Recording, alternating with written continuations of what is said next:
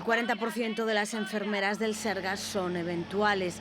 La plataforma Enfermeiras en Loita contabiliza unas 11.000 en toda Galicia, un dato alarmante.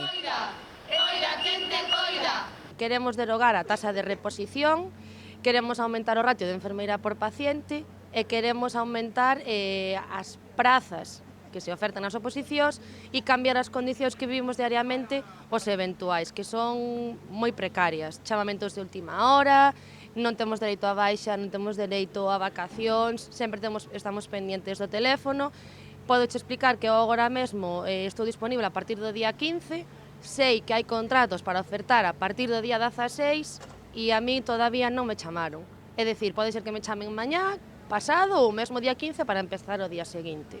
En sus 10 años trabajando para el Sergas, Nuria lleva 500 contratos, con una vida laboral que ocupa unos 30 folios y en realidad 5 años cotizados. La conciliación es prácticamente imposible. Non temos ningún tipo de estabilidade. Eu non teño fillos, pero moitas das miñas compañeras teñen fillos. Conciliar a vida laboral coa vida familiar é imposible. A maioría das enfermeiras temos unha idade entre 30 e 35 anos, idade fértil. Plantexarte ter un fillo con esta situación laboral é moi complicado, porque sempre dependes de alguén para poder prestar cuidado aos teus fillos.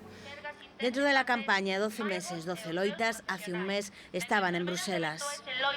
Entregamos unha denuncia na Comisión de Peticións.